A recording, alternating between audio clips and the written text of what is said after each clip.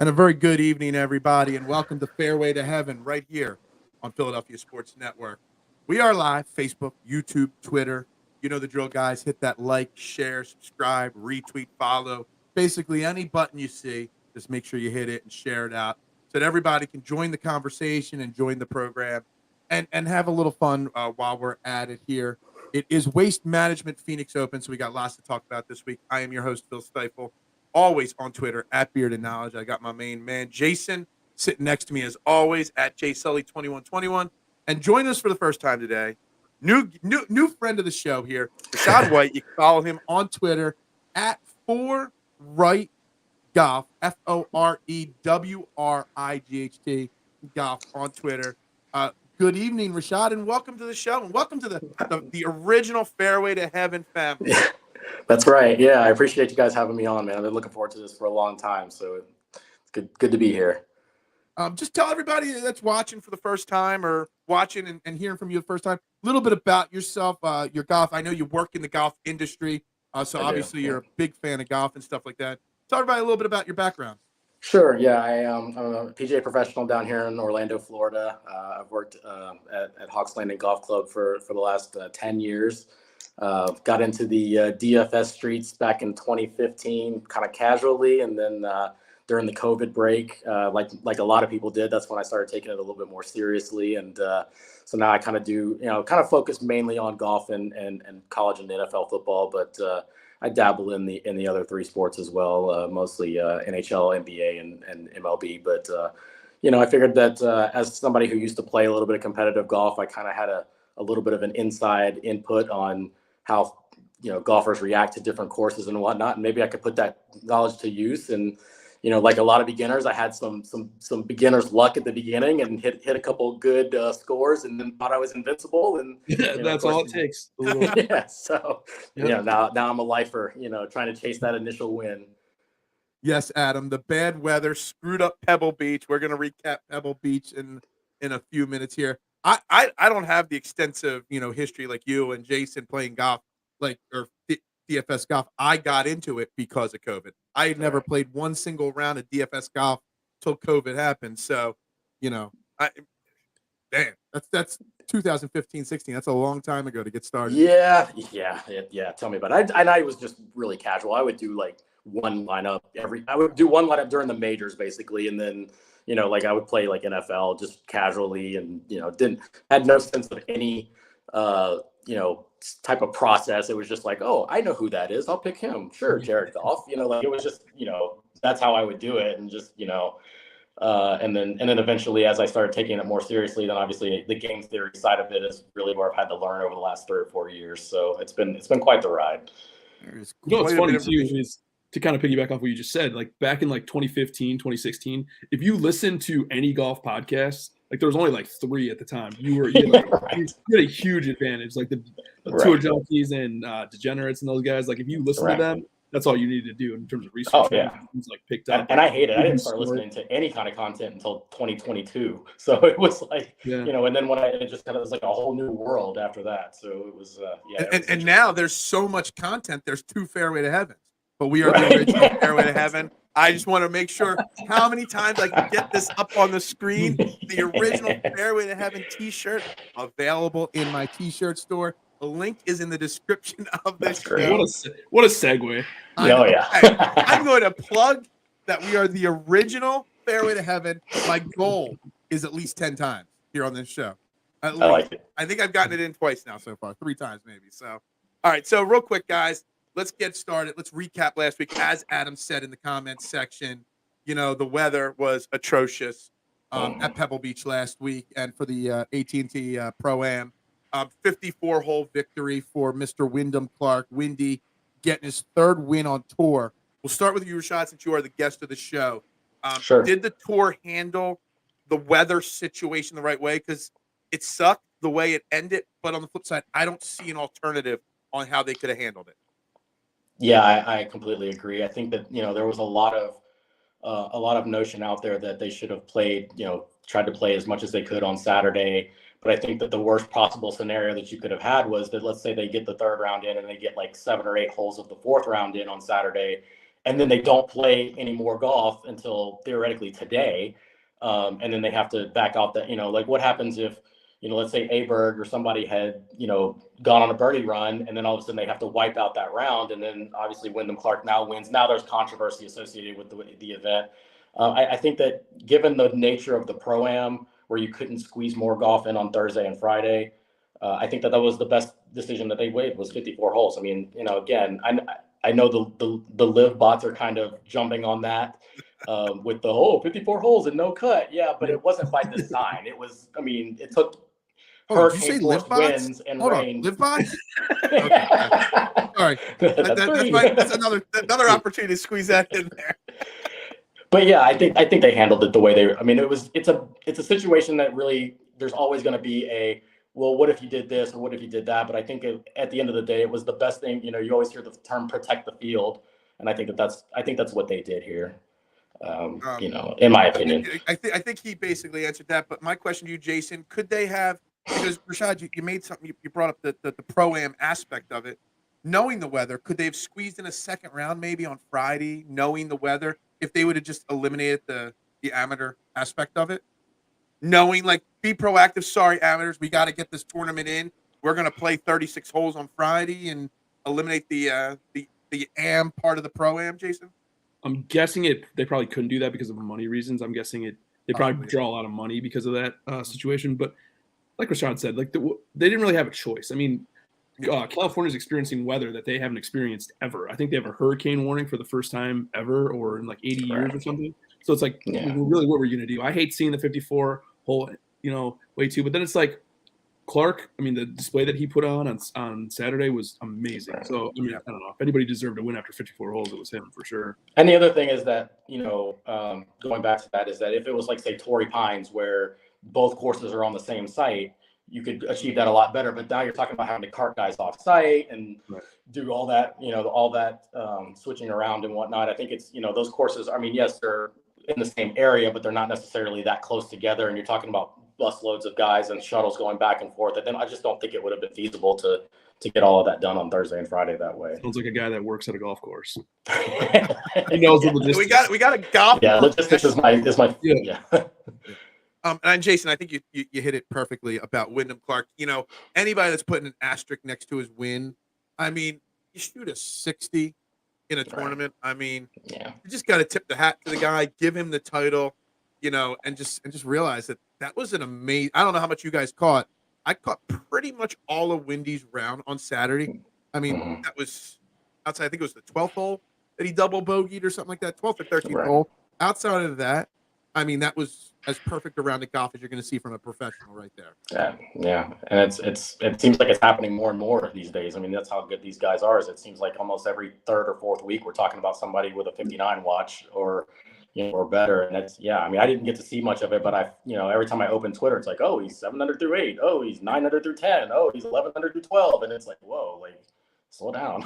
Slow down. So you were texting me, actually. You're like, he birdied 8 of 9. Okay, he birdied 9 of 10. Okay, 11 of 12 or whatever. I'm like, holy crap. Like, I was like, wasn't stopping there for a little bit. He's proven that, I think, over the past year that he's, what does he have, 3 wins in the past 10 months or something like that? Like, all elevated events or majors. Yeah, this dude is a legitimate threat now on the PGA Tour. I'm glad we talked about him, Jason, on the kickoff show. Could he, live up to the hype by winning a major last year, this year, and shooting a 60 and winning the AT&T, the elevated event?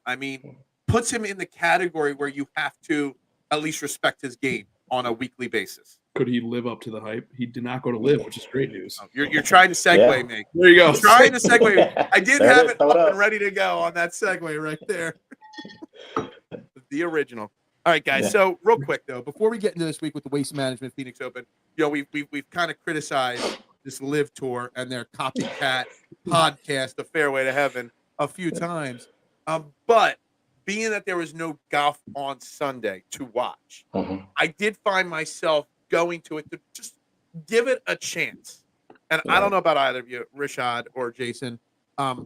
It just didn't feel right. The vibe of watching the event, like it had a NASCAR feel with the scoreboard on the side and the team aspect. The chicken legs from all these golfers wearing shorts, put pants on guys.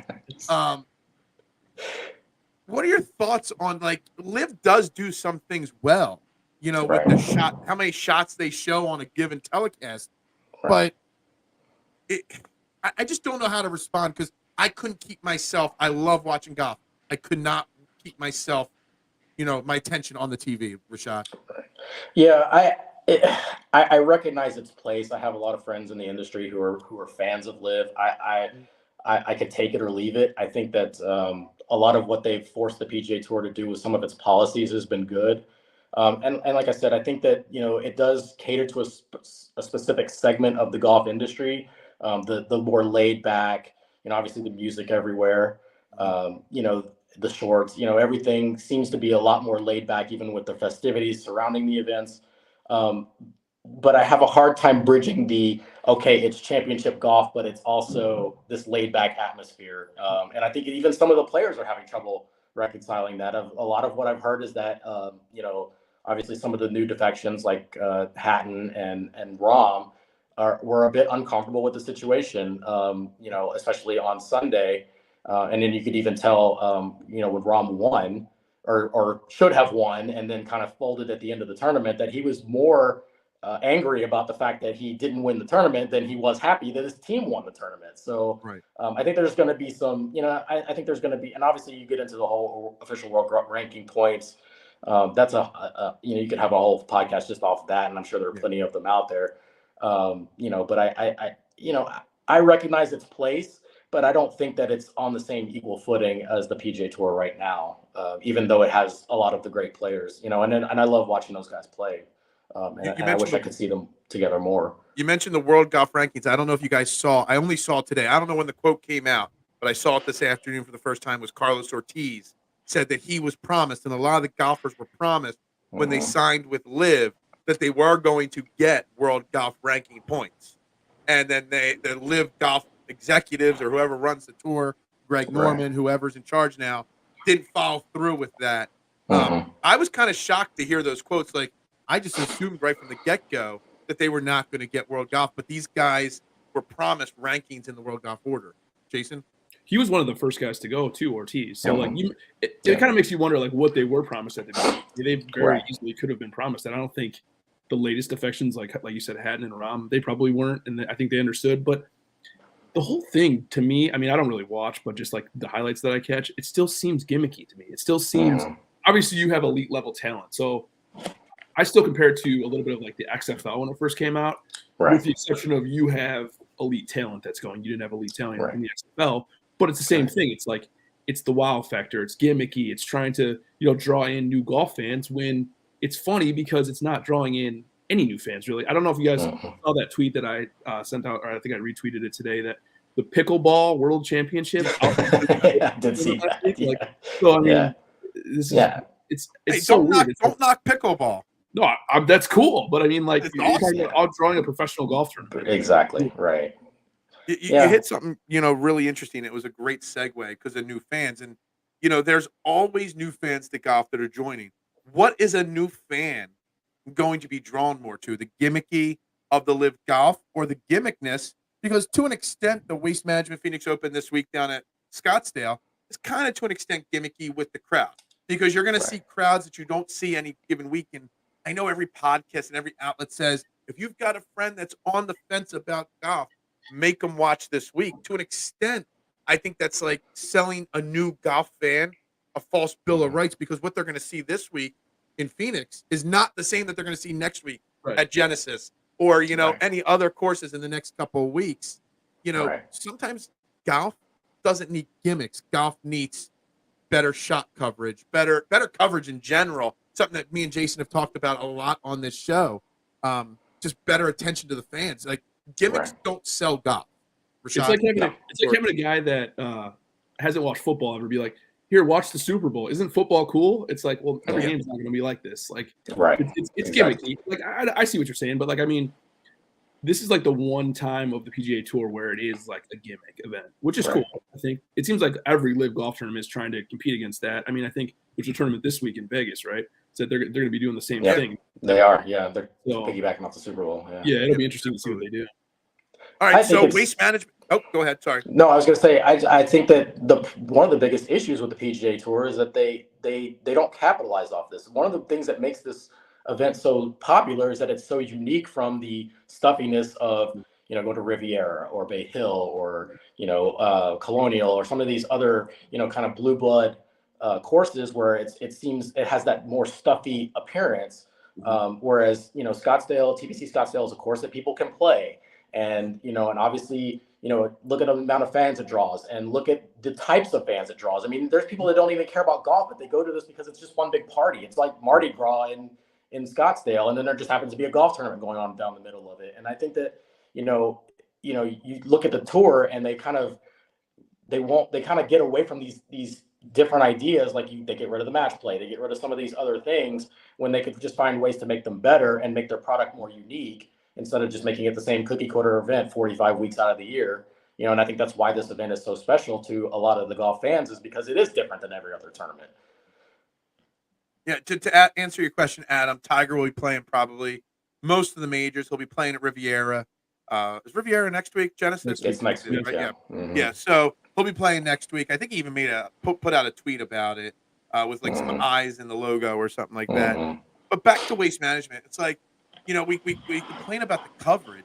Like, how hard? I know that it's money's involved in everything with TV contracts and stuff, but would it be really that hard to just put a live camera on the 16th hole at Scottsdale and just stream it for free to everybody on the PGA Tour website? It wouldn't be hard for them to do. It's what you see at the Masters every single year, with multiple groupings, multiple hole groupings, and just live streams. Like, it wouldn't be hard to draw in a fresh crowd. And then 2-3 years from now, sure, if you want to start charging for that stuff, fine. But just live stream 16. You will create so many new fans just on that alone, right? I 100% agree. All right. I think that's the big issue. Go ahead. I think that's an issue with the tour right now, though. They don't have that direction. The leadership in place right now has done such a bad job with handling all of this, but they don't know. It almost seems like right now they don't know what to do. They know a merge is imminent. They need to do it at some point, but they haven't figured out how they're going to do it. It's like they keep pushing. It was supposed to be, New Year's Eve that they decided that, and they got pushed back like 6 months or something like that. It's like, I don't think they have any direction. I think that's the biggest point. And now you're having like guys like Rory kind of backtrack a little bit. Yeah. JT actually took the opposite stance today, saying that they should be penalized if they come back. But like, that's the big. I think people are split. They don't know what to do, and the leadership for the PGA is god awful right now. And they're trying so hard to appease the stars. Yeah. You need to change who's in charge. The leadership. Right. And we all on social media have talked about Moynihan at some point, but this guy, he's got dirt on somebody, because for some reason this guy just doesn't go away. Like, we need him to go away. The PGA, the players, the golfers, everybody needs him to go away. Right. It's terrifying too, because you have, like, every time you see a withdrawal, like when Hovland with WD and then Xander, like I sent a message to Rashad, I'm like, I hope these guys aren't going to LIV. It's like, what other sport do you have to worry about the star players going to a different league? It's like, this is the only. You don't got to worry about Jared Goff leaving your Lions and going to play in the USFL. Well, what's it called now? Not the USFL, the USL or the UFL or whatever it's called. They combined them. Jared Goff ain't leaving. Gibbs isn't going to play in the XFL or the Arena League or anything like that. I think the closest thing you have is that whenever a team sits a guy like right on the day before the trading deadline, they're like, "Oh wait, are they moving this guy?" Like, that's the closest thing we have to that, really. Yeah, absolutely. Well, the trade deadline is happening in the NBA in 2 days, so you got a lot to get into on the morning show tomorrow about that. But let's get to TPC Sawgrass.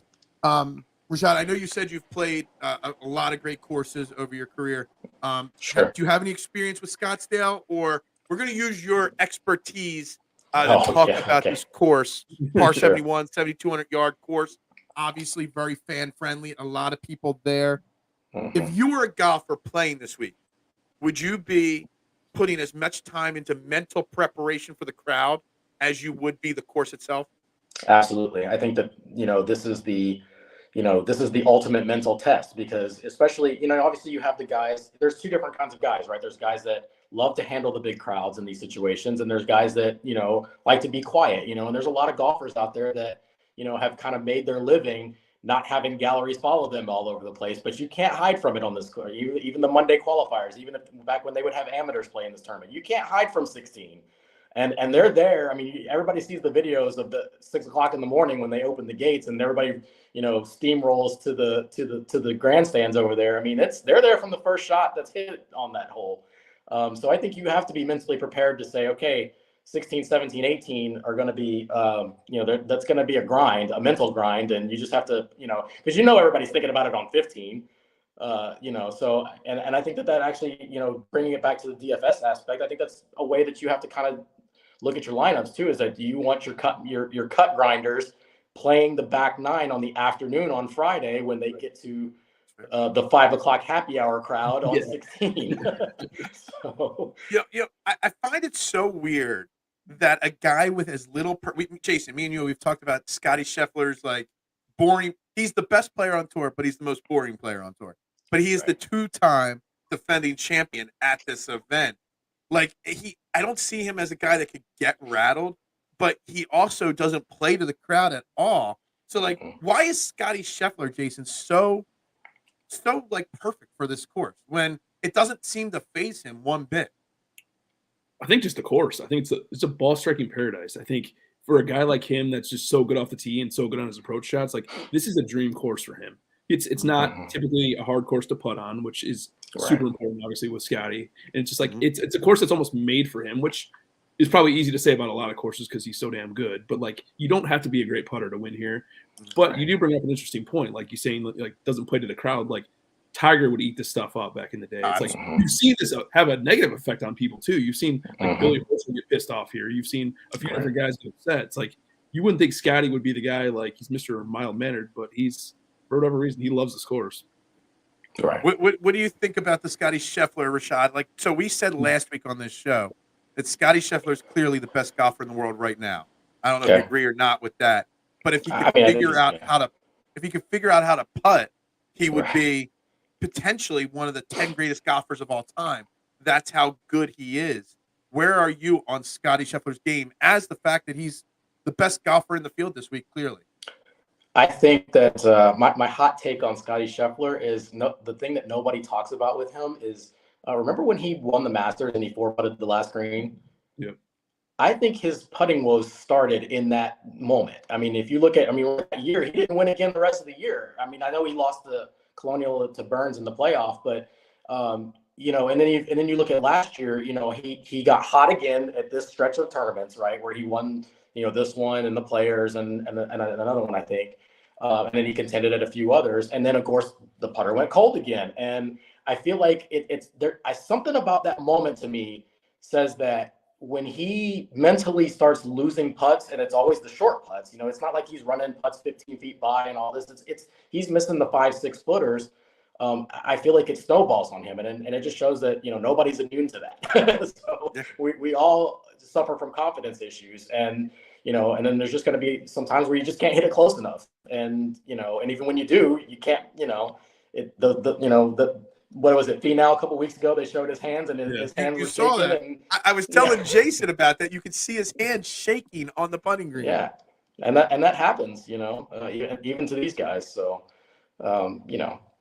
So I want to bring up one other thing before we get into the player field and the pool. In general, I want to bring up, guys, is that did the PGA Tour do a disservice to this tournament by putting it smack dab this week in between two elevated events?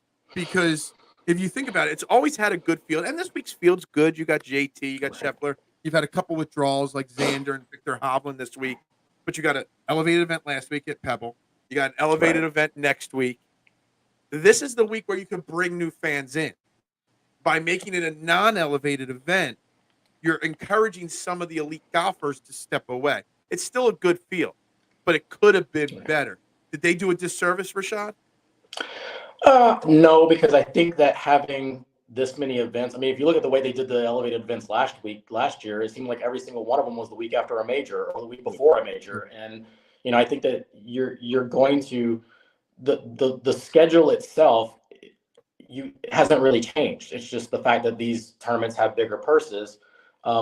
Personally, in my opinion, I'd like to see them make some of these tournaments that don't get big crowds, elevated events. Make 3M Open an elevated event one year. Make John Deere an elevated event one year. Just gonna say the John Deere because these tournaments are always going to draw. Like you said, this tournament this week had a good field. I think some of these guys, withdrew because of the issues with the weather and the travel situation, and obviously with another big event next week.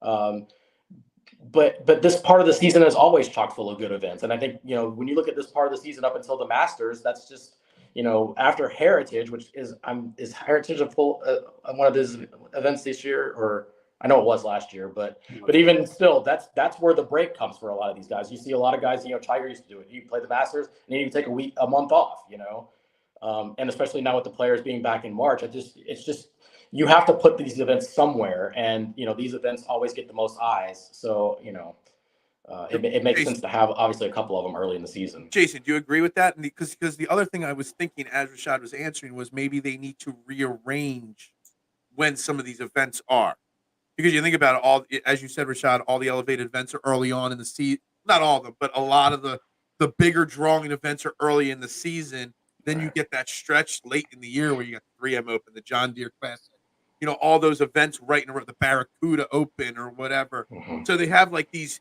huge gaps in the season. Maybe it's not spread the elevated events out, spread out the popular events for the players that they want to attend. Jason?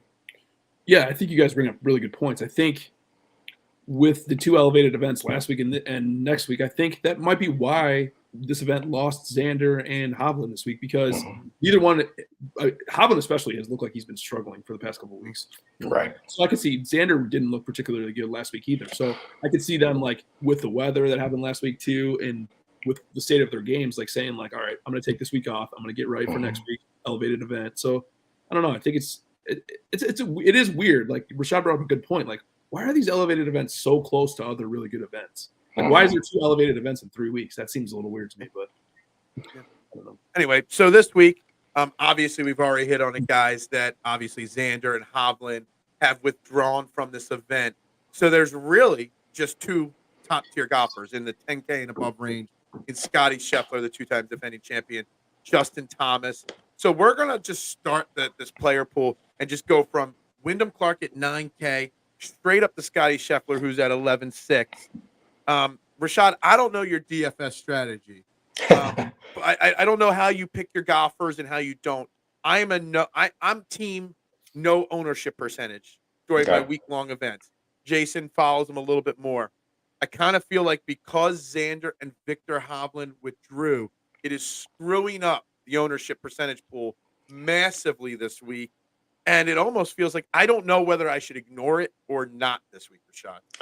I don't know that you can ignore it in situations like this. This is kind of almost rivaling John Rahm at the Mexico Open of the last couple of years, where it's like you either have to – I mean, Scottie's going to be 40% this week probably, and Justin Thomas is probably going to be not too far behind him. I mean, you're just going to have to find ways to be different either with those guys or just say, you know what, I'm going to fade them and just take my chances, without them. And, and I haven't played Scottie once this year. I do single entries every week now, and I've had some pretty mean sweats this year waiting for him. But I think that you have to find ways to get different, near the middle and the bottom, because I don't know that you're gonna lose so much win equity by fading the top 5 guys on the money pool this week. I just, in my opinion.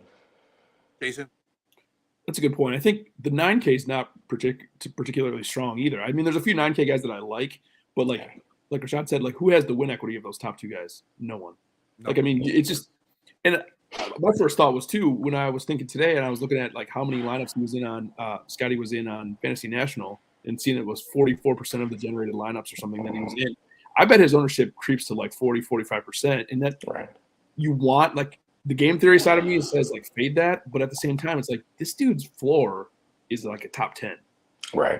So I don't know how you fade that. It's very tough. And they should have done this week. I mean, obviously they didn't know that Xander and Hovland would withdraw, but like his price could easily be in the 12Ks this week. Yeah, that might have affected that ownership a little bit more. Rashad, last week I went with a weird, bold strategy. I don't know if you saw this on Twitter, and it didn't help or hurt me last week. I went all 20 lineups I do the 20 max entry. All 20 lineups I put Scottie Scheffler in. It didn't help or hurt me. Do you have any, like, I know Jason gave me his thoughts last week on that theory. Do you have any thoughts on that theory? Because I either thought it was going to push a lot of lineups if he contended like I thought, and he did contend into the money, or it was going to just dilute my usage and push me completely out of the money. I just did a slightly better than break-even week with it. Like, it didn't change anything. I thought it was a good strategy. I think that, you talk about his floor. I mean, Scottie Scheffler's floor almost every week is a top 10, so I think on Friday you looked like a genius because he was one shot back. And obviously if they play on Sunday, who knows what happens, especially since I don't think he's going to be in the last group. So, he's going to get out there and a chance to post the score, in bad weather, who knows? I think where you ran into issues is that Wyndham Clark was a fairly popular winner this week. And, that's the problem, is that if you don't have a fairly popular winner in DFS, you're going to not cash as well as you should have, and I think that's just one of those weeks. I think if you had if you had a 5% or a 4% winner and Scottie was the highest owned guy in the top 5, then I think you would have come out a lot better. I just You're think telling me to try that strategy again at some point. All right. Yeah. Next week at Riviera, it's going to be all Scottie Scheffler again. It's going to happen. I used to have this philosophy, Rashad, on this show. It was play John Rahm the winner every single week. Yeah. It didn't always work out for me, but it was such a simple strategy. And when Luke List won the Farmers a few years ago, it made me so much money. So yeah, I did well that week too. Yeah. All right. So Rashad, who are your favorite golfers? Just say from 9K up. Give me 2 or 3 guys that you really, really love this week. So when I crunched the numbers this week, honestly, my top 2 were obviously Scottie Scheffler is up there, but I like Sam Burns. It's he's playing great golf, and he rated out number 1 in my points model this week. And when I did my fantasy national model, he ranked 3rd, and he ranked 3rd, and Xander was number 1. So obviously Xander's not in the field. So that tells me all I need to know. I think Sam Burns is probably going to be my guy this week. I'm probably going to lean pretty hard on him and probably use him in one and done. And then I love that Justin pick Thomas, because that is my absolute favorite play this week as well. Yeah, and then Justin Thomas, you can't deny his course history here and the way he's been playing since the fall season, really. He's I think that you can't go wrong, especially if you're going to face Scottie Scheffler. I think that you could go a long way with those 2 guys, because I think Sam Burns is pretty low owned relative to the other guys at the top there. Absolutely. Jason, do you agree? Do you have any other names in that range that you really like this week? No, I agree.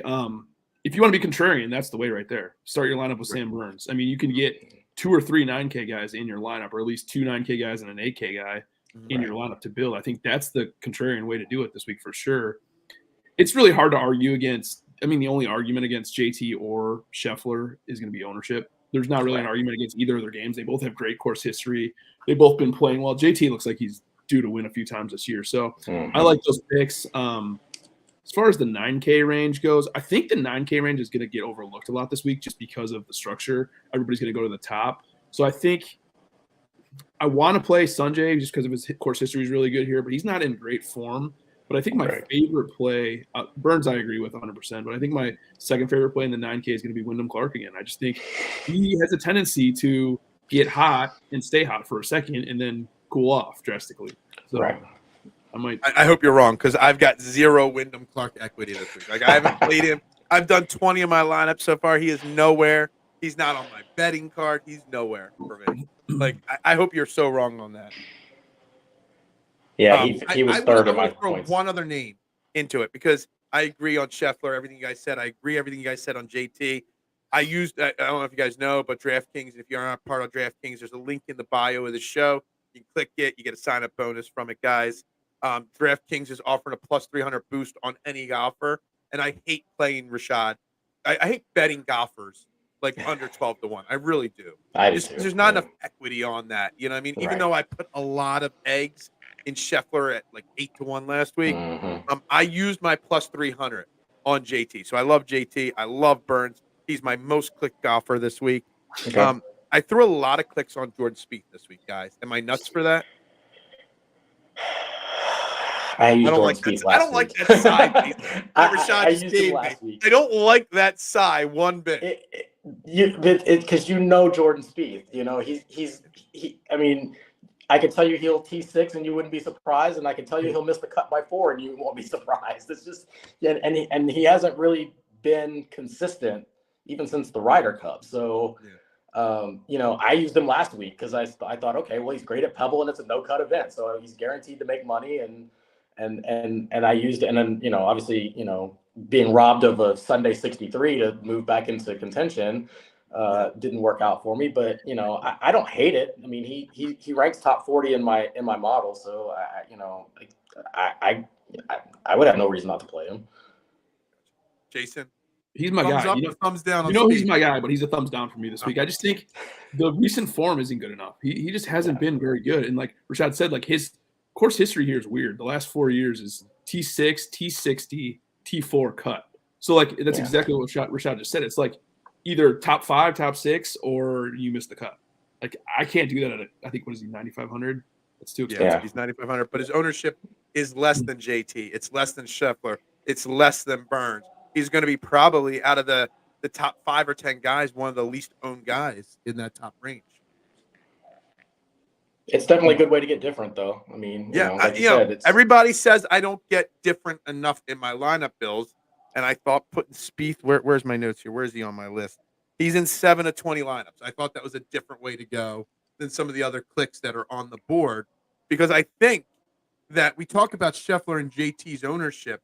I think the 8K range, there's a couple names in that 8K range that when all is said and done Thursday morning when lineups lock, these numbers are going to jump up on some of these 8K guys like Adam Scott, Corey Connors, Ricky Fowler. These names are just getting talked about on every major podcast, and that's where everybody's going to go. So I kind of tried to – I like some of those names I just named this week, but on the flip side, you kind of have to be different somewhere. That's the natural build, too, I think, for this week, is that you're going to naturally go to the 8Ks after you draft one of those high guys. That's just where the price leads you. But I think another interesting one, I kind of wanted to get your guys' opinion on it. What do you guys think about Thigala this week? I feel like he's kind of in the same ilk as Spieth. It's like it's kind of boom or bust. His game's kind of similar to Spieth, where he sprays it off the tee, can get super hot with the putter. Like, what do you guys think about Thigala?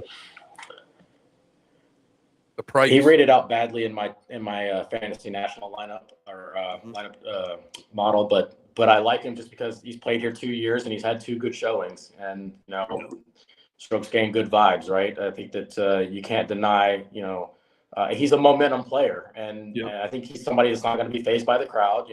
Going back to Spieth, same thing. Spieth is not going to be fazed by the crowd because Spieth has crowds follow him everywhere. He's played in Ryder Cups. He's hit miraculous shots in Ryder Cups.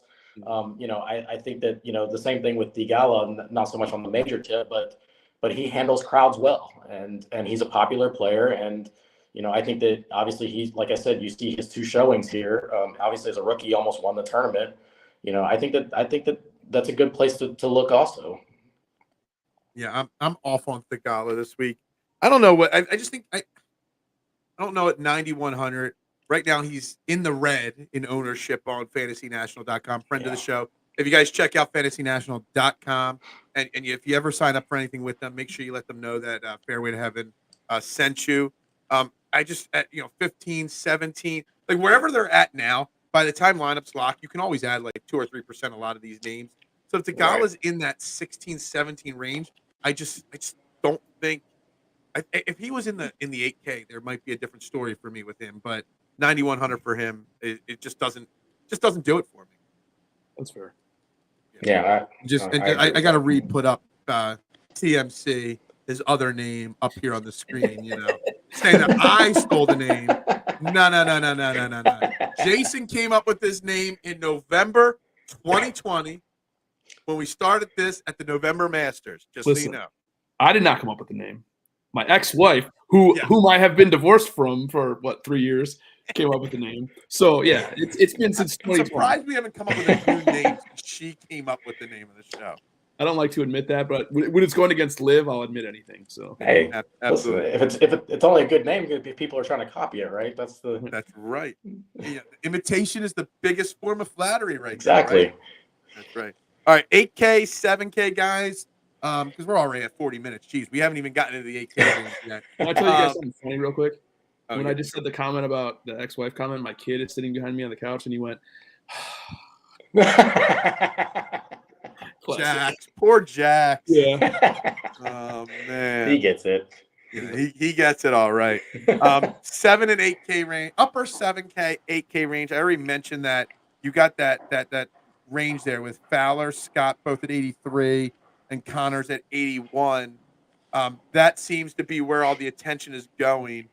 Do we like that attention range, guys, or do we like someone else more in that range? Rashad, throw it to you first. Yeah, I like Hadwin. Unfortunately, so does everybody else. Obviously Ricky has great course history here, but didn't rate out well for me. Corey Connors did, surprisingly enough. But it's Corey Connors. Like, I feel like, if it's not Valero, like, and the Masters, I have trepidation about playing Corey Connors, especially if he's going to be higher owned. I have to look at the ownership for that section. But, right now, Bo Hostler Fantasy jumps National out has as high. all three of those names very low. Yeah, I like Ricky. Corey, if Corey stays under 10%, I don't think that's a terrible play. Obviously Siwoo Kim rates out pretty well for me, so that's probably a good place to look. Brian Harmon's getting overlooked by everybody. And that guy is a great ball striker. So I think that's a good place to look. I do have a name for you guys to consider, even though he has not looked his best so far. What about Daniel Berger? I think he used to like this course, if I'm not mistaken. He's got great course history here. Dude, yeah. That was the first name I wrote on my potential player pool. And it was also the first name I crossed off my potential player pool. Yeah. I almost used him at Farmers, and I'm glad I didn't. But man. I want Daniel Berger to get back to form so bad. I'm just not ready to commit any of my hard-earned dollars at him yet. By Palm Beach, we need him back by Palm Beach, because that's that's a hard one. Let me go back to my notes. I wrote there's a month. Most of his 3 of his 4 wins in his career have come in June. So we're waiting for June for Daniel Berger. Okay. Jason. Perfect. No, this range is interesting to me. I think, it's hard to argue with any of the picks, and I think it's almost good in a way because this range is going to get peppered with so much ownership, but it's spread out. I mean, there's a lot of guys to like in this range. I think, obviously, Eric Cole's going to get a ton of ownership. I like him a lot. Hoston's been playing amazing. It's hard to not like him. Ricky and Hideki are interesting with the course history. Neither one of those guys have looked all that great, though. Like, Hideki, you want to play Hideki this week because, in theory, I feel like this is a great course for him. And he's obviously, I think, won here twice. I think he won 2 years in a row. He did, yep. He just doesn't – he has not looked great. And Ricky's kind of the same way. It's like it just looks – their games just look a little bit off right now. Mm-hmm. Yeah. But, yeah, I like Hadwin a lot, too, and Hostler. I love what Rashad said about Brian Harmon. I love him this week. I think he's a great play in DFS this week in this range. It's weird because you said something, Rashad, about Connors. You play him at the Masters and the Valero, and everybody always talks about him. And I always fade him at the Masters. I never play Corey Connors. I can't wait to play Corey Connors this week. I think Corey Connors is just primed for a top 10 this week. And if he stays under 10% owned, like you said, I think Corey Connors is a slam dunk play. He's not going to win. I highly doubt Corey Connors wins this event, but 10% ownership, 8,100, Corey Connors this week. He's going to finish in the top 10, top 20 at a minimum this week. And I think it's a really smart play. Yeah, and he seems to be fitting into the what I suspect will be the good wave, which is PMAM. Even though obviously the weather is going to be a little dicey on Thursday afternoon, but I know we haven't really talked about that, but I feel strongly about making sure my guys are off the course, at a decent hour on Friday, particularly as rowdy as it gets, or if they're going to play in the afternoon, then have them start on the back nine. I look heavily at that now, mostly for the last couple of years. Not even just from a weather standpoint, but of when can you play the scoreable 9 and when can you avoid playing the harder 9 in the worst conditions? Because I think that goes a long way with obviously with the studs getting them in contention, but with the grinders making sure that they're in the best position to make the cut too. So absolutely. Anybody else in that range, Jason, you want to add before we move on to the bottom after 7 and the cheap guys down at the bottom? I like, actually, this is kind of an interesting one. I was hoping he'd be even lower than this, but I like Noren at 7,900. He I think he had a T6 here in the past, like maybe the past couple of years. He's been playing pretty good golf, and I just feel like he's a guy that could go low if necessary. So I like him this week. I think that's a good pivot. I was hoping it would be a little bit lower on, like I said, but I think that's a good pivot off of Akshay, because I think everyone's going to go towards him, which I like to play. I never play Akshay. How do you say his name again? Akshay Bhatia. Akshay Bhatia. Yeah. I was practicing his name before the show, and I think I'm thinking it right. And the morning show people, if anybody's watching K1, Battlehawk, you guys know how bad I pronounce names. It just doesn't seem right. The spelling of it doesn't seem like Bhatia works. It doesn't sound right. Sorry, can't do it. Can't get behind that pronunciation there. I want to go into the bottom of the 7K, into the 6K guys here. And I want to go with a name that is lights out. He's projected under 10% right now. If 100 to 1. So first off, we've gone now 5 weeks, 100 to 1 or longer odds have won every event this year. If someone 100 to 1 or longer wins, they are listed at 7,300 and they are going to win this event this week, guys. Am I crazy that Tom Hoagie is the long shot that could win this event? Rashad shaking his head no. Nope, not at all. Agreeing with me or disagreeing with me? What are his odds? I think he's in play. He's 100 to 1. I started him. When I bet him, he was 100 to 1. Okay. I started him. He's a ball striker, and he's playing good golf. And you know, I don't disagree with it at all. He's another roller coaster guy too. It's like you got to play him at the peaks because the valleys are low. So you need to, agreed. You stay with him when he's hot for sure. Absolutely. That's my main guy in this bottom range here is Tom Hoagie. Jason, we'll start with you this time because I keep throwing it to Rashad as the guest. I'll give you the floor to name a couple guys in this range here that you really like. So I absolutely love the lower half of this range, to be honest with you. There's tons of guys that I like, to be honest. But I like Hoagie for sure. Adam Schenk is really interesting to me. I feel like he is due for a bounce back. He's been okay so far this season, but I really like him. Nick Taylor, Canadians in the desert for whatever reason, kind of like when you play Adam Hadwin, you play Nick Taylor, so I like him a lot. That's pretty much those are my favorite guys in this range. But there's a lot of good players. Keith Mitchell, I like him a lot too this week. Yeah, he was one of the names that didn't make the final cut. Like he was on the list, and Keith Mitchell kind of got crossed off there at the end. Rashad, what do you got in this range? Well, speaking of peaks and valleys, I got my star by one Billy Horschel.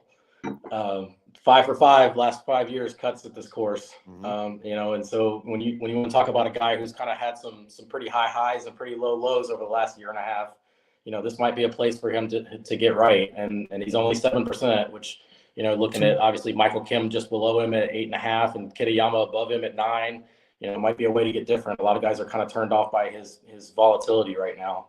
Horschel's got 2 top 10s here too. So Horschel was on my I've made my first 20 lineups, and Horschel was one of the guys that didn't make the final cut. He was in the initial 32 stars, and he didn't make the final cut. So I do like that. I think there are some, if like we try not to get into that 6K range too much, but I think there is some potential if you want to go Scheffler, if you want to go JT, to differentiate your lineups with somebody like a Sam Ryder, who's got great course history here. You got somebody like Stuart Sink many years ago, played really well here. Even going way down to like Taryn at 6,200. There are a few clicks that you could make. Not a lot. 2-3 clicks here or there that you can make to really save yourself some money, but differentiate yourself. But try to stay away from it, right? Scott Stallings is another interesting one. He has Scott Stallings 2 straight made cuts here. T36 or better in each of the 3. He's been okay too, so I think Stallings is a misprice. You got TPC Lee at 6,900 as well. There you go. 100%. There you go. Vegas has good course history as well at 65. All right, so we're going to do some building lineups, guys. We always build a lineup on this show, Rashad. We do a little competition, me versus Jason. I was told 2 minutes before the show that you're actually going to build a lineup too as well, because me and Jason, we talk nonstop throughout the week, but we communicate about the show terribly, so I had no idea about that. I am not – normally I put the DraftKings board up on the screen for this segment, brought to you by Fantasy Golf Pod, Chad and company over there, Wednesdays, 4 o'clock, cracking beers, cracking jokes, having a great time. Make sure you guys check them out. Fantasy Golf Pod, great guys there. But but my computer crashed this morning, and I don't know if it was because I had too many tabs open. So I'm scared to share my screen right now with DraftKings. So we're just going to see our faces as we build our lineups right now. No worries. Rashad, the rules are you're going first. Okay. You can't duplicate anybody. So if you take Scottie Scheffler, he's off the board. This is a straight NFL draft right here. It's no duplications whatsoever. Nope. Right now, through 4 weeks of the season, Jason and I are deadlocked 2-2 in this thing. All right. So just so you know, and then we'll do our one and dones, and we'll have our final thoughts, and we'll wrap this show up, guys. So we're doing snake style, right? Yeah, we're snake style. Oh, are we? Yeah. That's fine.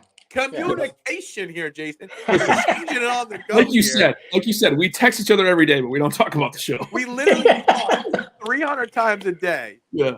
Two people that have met each other in person once in our life. We talk nonstop.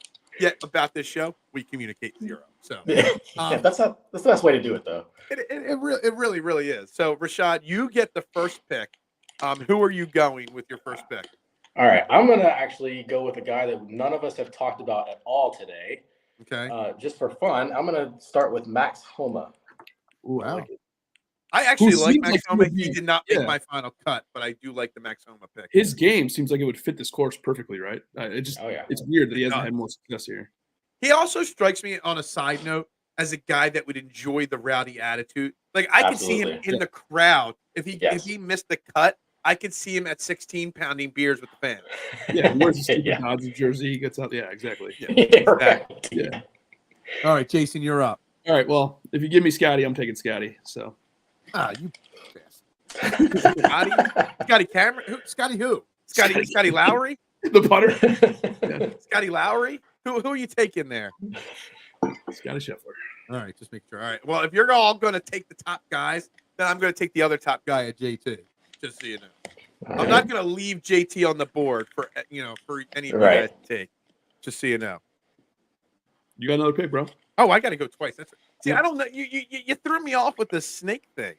Like, I didn't know we were doing a snake NFL fantasy football draft here. Are you? All right, let me think for a second here. We're going to go Tom Hoagie with my second pick. Because I do like Tom Hoagie a lot this week. Little value. I like that. Yeah. I'm going to go with my man, Adam Schenk. I have a good feeling this week about it. That was a good one. Schenk it is. All right. I am going. 2 picks, my friend. Yeah. All right. My first one, we're going to play it close to the best. I will go. Man, it's tough. We're live on the air. Yeah, I'm going to go Hadwin. Adam Hadwin. On the air. And I will go. I like that pick. Billy Horschel. I like the hat. Sure. Are you going with all guys with their last name with H? He's so we got one of those narratives going here. The H's here. Listen, you picked Hoagie and it screwed up his whole strategy. So I did. I screwed up Hoagie there. Yeah. So we got Homa, Hadwin, and Horschel. Jason, you're on the board. You got Scottie and you got Schenk. I'm going. You got to go with somebody with an S. I'm going safety with this one. I'm going Eric Cole. Cole, man, it is a safe pick. Typical of you, always playing it safe. I'm going to mix it up. Life before? I need to play this safe. Sorry. Pardon, Rashad. Give me a second to compose myself after that comment.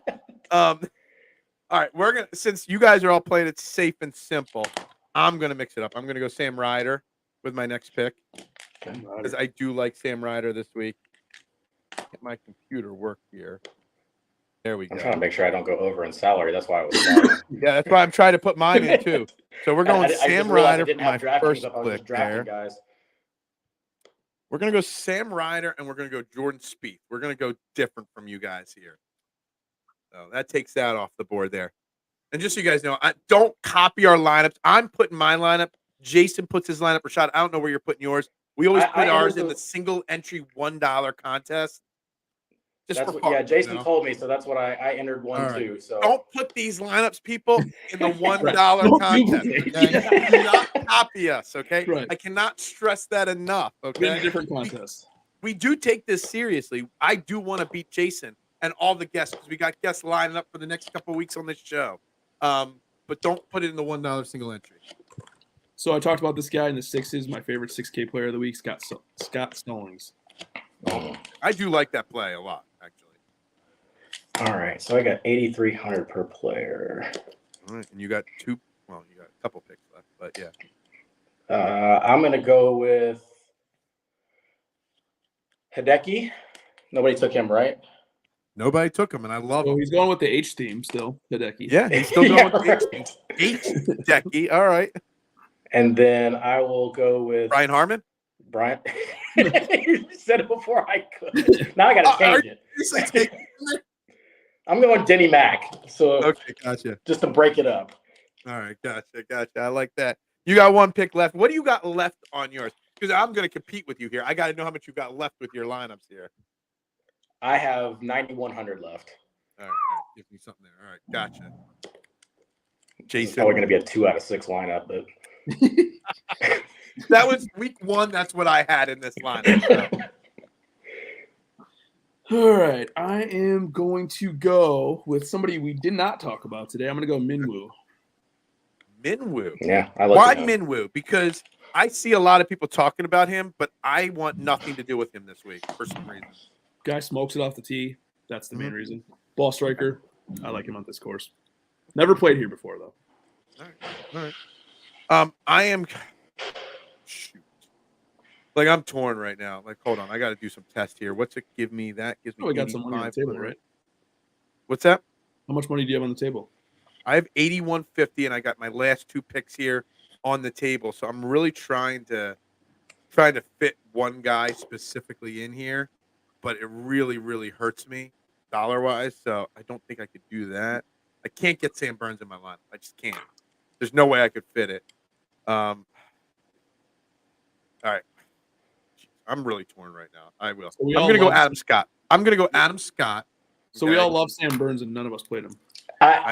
Yeah.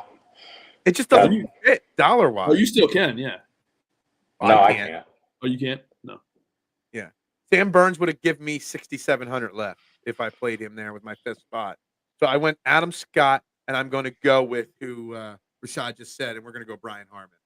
So my lineup leaves 200 on the table since it's the first complete. I'll just repeat it.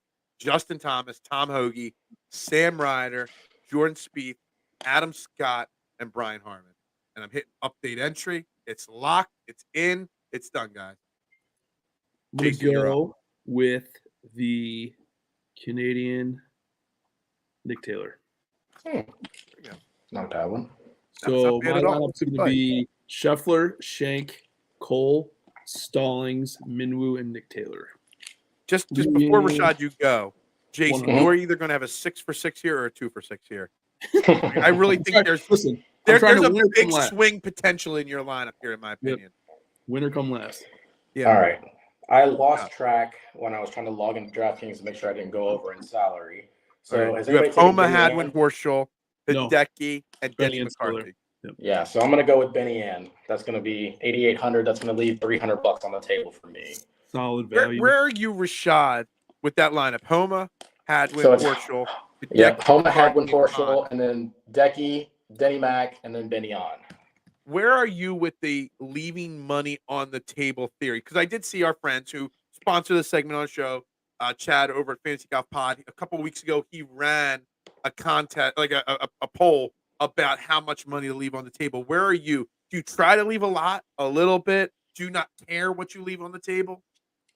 I care a lot less than Showdown. Okay. Showdown, I don't even look at how much money. I take the 6 guys that I think are going to perform the best, and I use them. I've left as much as 3,200 on the table in a Showdown lineup before, and it actually came in first place in a contest. When it comes to week long, I try to usually when I set the parameters on Fantasy National, I 49.3, so 700 is usually the most I'm comfortable leaving, unless there's just a lineup of guys that I really feel are going to play well, and it might be 1,100, but that's the absolute most, because I just feel like you can upgrade somebody. Like if you have a $6,000 player in your lineup and you can upgrade them to a mid 7K guy, there's probably a lot more cut equity in that guy, and somebody in that range. So it's just hard for me to leave more than, you're generally speaking $500. I see far too many of the content creators out there telling you to leave constantly 7, 8, 9, 1,000 on the table. And I just think I think you're putting yourself at a disadvantage and forcing yourself to play players that aren't going to make the cut, most weeks.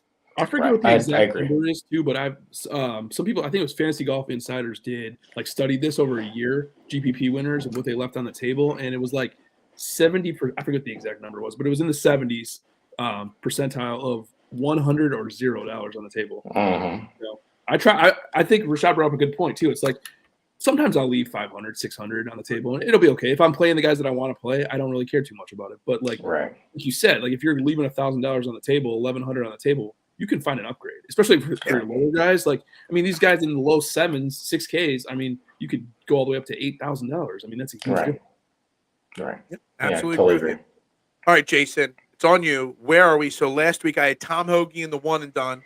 I think there's a sneaky suspicion that I might be ahead on the one and done right now this week. You are ahead. You are ahead $622,000 at this point. You know, you blew. We were within 15K before last week, and you blew me out. Oh, good.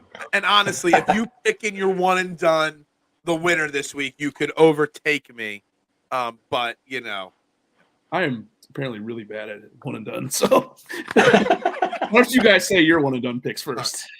I'm gonna go easy. I'm just gonna throw because one and dones we can we can double up on these. I'm taking Justin Thomas because I think he's hot now. I don't know if he keeps it hot all through the season. I'm going with JT this week. That's my one and done. I actually think he wins this tournament. Rashad? Yeah, I really want to use Justin Thomas this week, but I feel like there's a couple other spots that I think I would be better served to use him. So I'm gonna run with Sam Burns. He rated out top in my points model. He rated out third in my fantasy national model. I can't. I have this rule that ever since Max Homa won Farmers last year that whenever I ventured off of my first pick in one and done. I said I was never going to do it again, and I did it last week because I had Jason Day as my initial pick and I switched to Jordan Spieth, and you saw how that worked out. So my first pick is Sam Burns. I'm running with it. I love it. I actually was going to go with Sam Burns, but I'm trying my best to stay ahead of Jason here. So you're the first guest of the year. So you're kicking the guest one and done category off this week. So all right. That's a great pick for one and done for the guest right now. We'll see how it works out. Jason, what do you got? I'm going course history. I'm going Hideki this week. All right. I already used Hideki in one and done, I believe. So I think I did too. I think I used him at Sony. Yeah, I love Hideki this year, and I don't know why because he hasn't really played that well this year. He has not. Great analysis right there, people. Solid. I love him. I don't know why. Analysis right there, without a doubt. Rashad, before we wrap this up, sure. I got to ask you. You're down there in sunny Orlando, Florida. Yeah. The Super Bowl is Sunday. Yeah. You got any plays? You got any bets? You got any thoughts on the Super Bowl?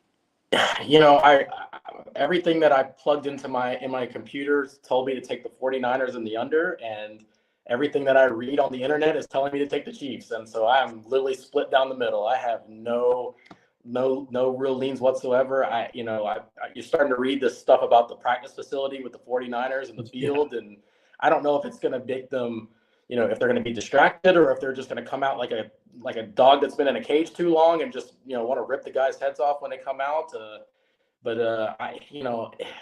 I expect it to be as good a game as the last time they played. And I'd be surprised if it's any different either way.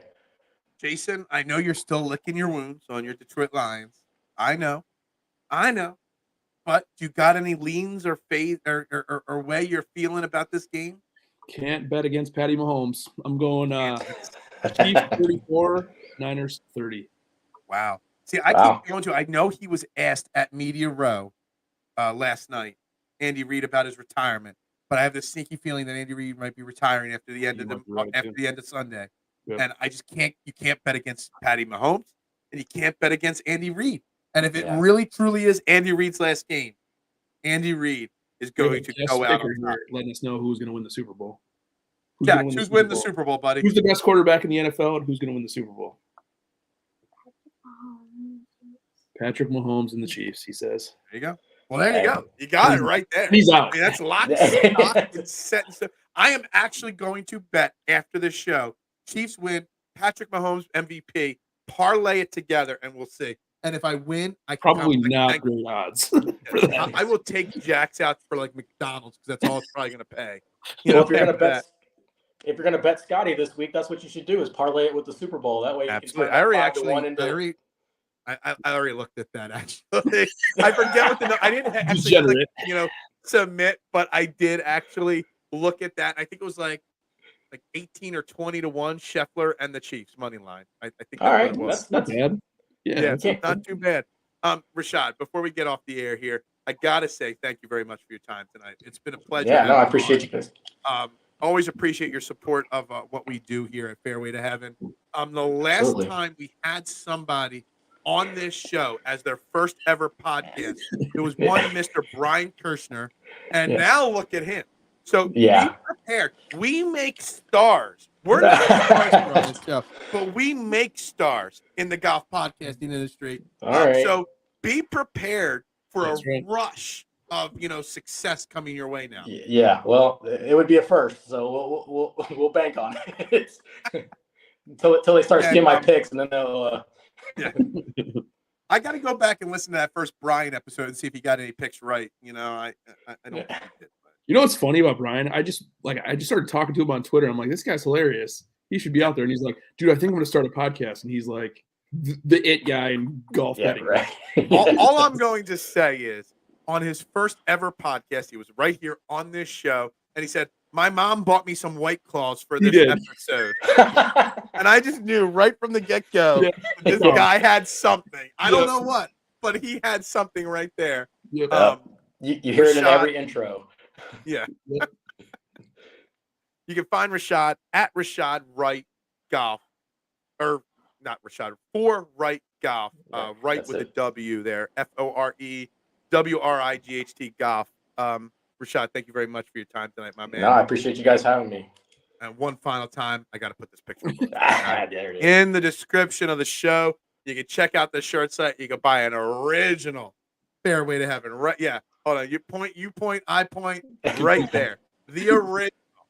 There ain't no duplicates. Okay. You might try to be. Well, there are, but there are duplicates, but you can't be us. We are the real deal right here. Guys, thank you very much for watching Fairway to Heaven tonight. Make sure you hit the like button, the share button, the subscribe button. Follow wherever you are. Follow Rashad, follow Jason, follow myself. We'll put out more comments. I already wrote down a couple times. I'm going to try, if I have time tomorrow, to clip out a couple parts of this show. So make sure you're following along, and I'll be back tomorrow. And an NBA trade deadline show with my man Sean Bernard right here on Trending in the AM. Philadelphia Sports Network, guys. Everybody have a great night. Enjoy the Super Bowl. Enjoy the Waste Management Phoenix Open, guys. And we're back here right next week, same time, 9 p.m. We're working on another great guest for next week, guys. Y'all have a good night, and we'll talk to you guys next week.